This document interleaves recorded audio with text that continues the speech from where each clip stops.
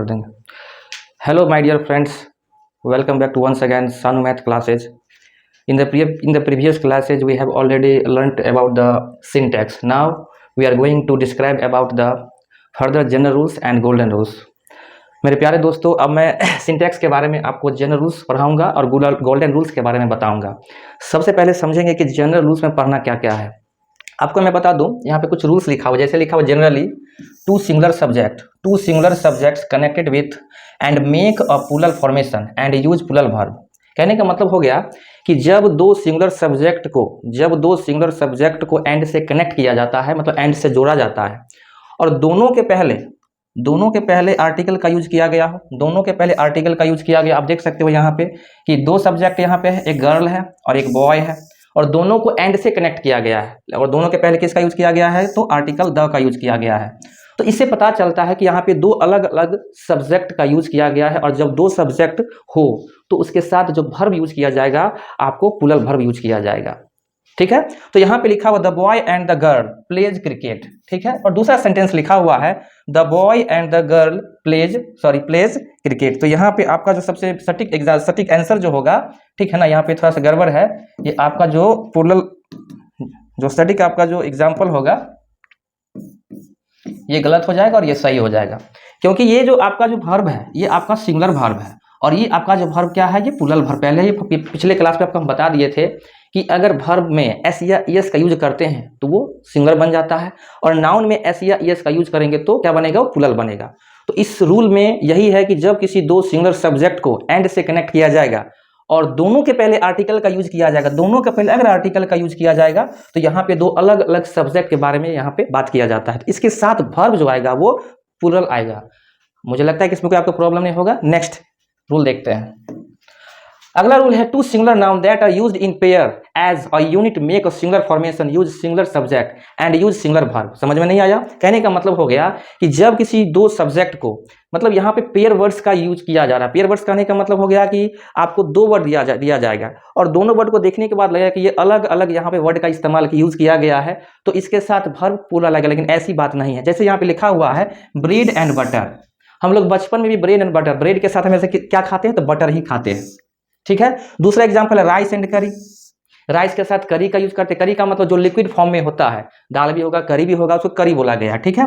आगे hammer and sickle. आगे है स्लो एंड स्टडी, सबसे फेमस ये वर्ड है स्लो एंड स्टडी। नेक्स्ट है ट्रूथ एंड ऑनेस्टी। नेक्स्ट है हॉर्स एंड कैरेज। नेक्स्ट है राइज एंड फॉल, और नेक्स्ट है कमिंग एंड गोइंग। जितना भी यहाँ पे पेयर वर्ड्स दिया गया है, इन सभी से क्वेश्चन सीबीएसई से पूछा गया है, और भी जो भी एग्जामिनेशन है उन सभी में से क्वेश्चन अभी तक टच किया। सबसे ज्यादा जो पॉपुलर एग्जांपल है ये है ब्रेड एंड बटर। ब्रेड के साथ हमेशा बटर हम लोग यूज करते हैं। तो यहाँ पे सबसे ज्यादा प्रॉब्लम स्टूडेंट को ये आता है कि यहाँ पर देखने का ब्रेड एक अलग है सब्जेक्ट है, और बटर क्या अलग सब्जेक्ट है। तो 1 + 1 क्या हो जाएगा, 2। तो 2 कहने का मतलब क्या, प्लूरल लगे, तो प्लूरल सब्जेक्ट के साथ प्लूरल वर्ब का यूज किया जाता है गोल्डन रूल में। लेकिन यहाँ पे ऐसी बात नहीं है, ये पेयर वर्ड्स है, और पेयर वर्ड्स के साथ हमेशा जो हम वर्ब यूज करेंगे, कौन सा यूज करेंगे, सिंगुलर वर्ब यूज करेंगे।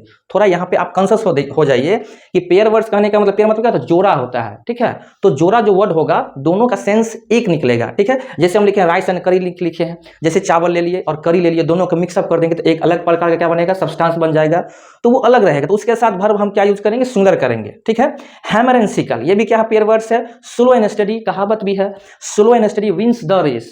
ठीक है। और slow and steady win the race, तो कौन सा सही होगा, slow and steady wins the race सही होगा। ठीक है ना। चलिए देखते हैं आगे। एग्जांपल लिखा हुआ rice bread and butter is a good breakfast, और नेक्स्ट एग्जांपल है bread and butter are a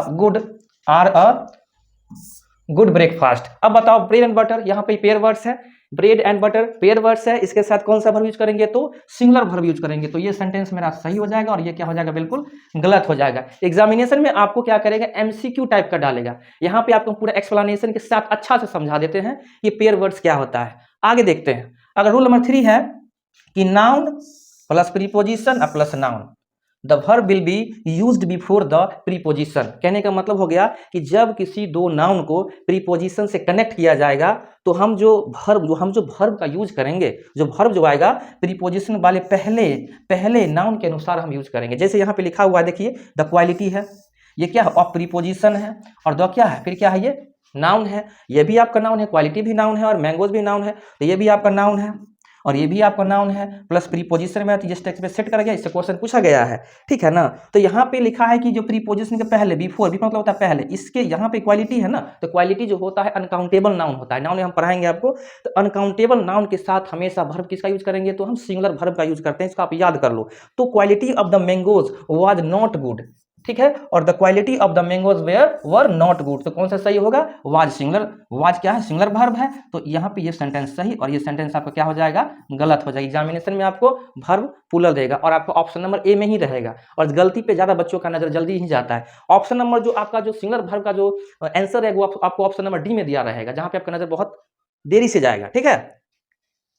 next rule number 4 है two similar noun connected with a preposition make a singular formation as subject and use singular verb. कहने का मतलब क्या हो गया कि जब किसी दो नाउन को ये जो आपका आफ्टर वर्ड जो यूज किया गया है प्रीपोजिशन है, ठीक है ना, जब किसी दो नाउन को प्रीपोजिशन से लेकिन सिमिलर होना चाहिए जैसे, तो उसके साथ वर्ब जो यूज किया जाएगा वो सिंगुलर वर्ब ही आएगा। जैसे देखिए विलेज है, ये भी तो आपका नाउन है, विलेज ये भी क्या है आपका नाउन है, ठीक है ना। तो प्रीपोजिशन तो यहाँ पे आपका ये हो गया, आफ्टर हो गया। तो बच्चों में गलतियां होने का चांस ज्यादा ये होगा कि विलेज देखा कि नाउन एक है, तो चलो एक नाउन ये एक सब्जेक्ट ये हो गया। दूसरा देखा विलेज यहाँ पे एक है, तो एक सब्जेक्ट ये हो गया, तो 1 + 1 2, 2 का मतलब प्लूरल सब्जेक्ट वर्ब क्या आएगा, प्लूरल आएगा। लेकिन ऐसी बात नहीं है, थोड़ा सा कॉन्शियस आप हो जाइए कि यहाँ पे सेम नाउन है और इसके साथ प्रीपोजिशन आफ्टर का मतलब प्रीपोजिशन कुछ भी आ सकता है, तो सेम नाउन होगा, प्रीपोजिशन कुछ भी रहे, there is no matter, the verb will be singular. Okay, here the sentence is, यहाँ पे आपका हैव बीन यूज किया गया है, तो हैव आपका प्लूरल वर्ब हो गया, तो ये आपका गलत हो जाएगा। और नेक्स्ट एग्जांपल है विलेज आफ्टर विलेज हैज क्या आपका है, सिंगुलर वर्ब है, तो इसके साथ किसका यूज करेंगे हम, सिंगुलर वर्ब का यूज करेंगे। ये सेंटेंस आपका बिल्कुल सही हो गया। क्वेश्चन पूछने का तरीका सीबीएसई किसी भी तरीके से हो सकता है, वो किसी भी ढंग से आपको घुमा के क्वेश्चन पूछेगा, या तो आपको एमसीक्यू पूछेगा या आपको टिक द करेक्ट पूछेगा। आपको डीपली नॉलेज अच्छे से होना चाहिए, जो भी प्रीवियस ईयर का क्वेश्चन है या सिंटैक्स से जो भी रिलेटेड क्वेश्चन होगा, एक एक क्वेश्चन हम यहाँ पे डिस्क्राइब अच्छे से करेंगे। अगर आपको इस वीडियो में कोई भी प्रॉब्लम हो, समझने में दिक्कत हो, तो आप कमेंट सेक्शन में आके कमेंट कीजिए, फिर से जो प्रॉब्लम होगा हम क्लियर कर देंगे। Thank you so much.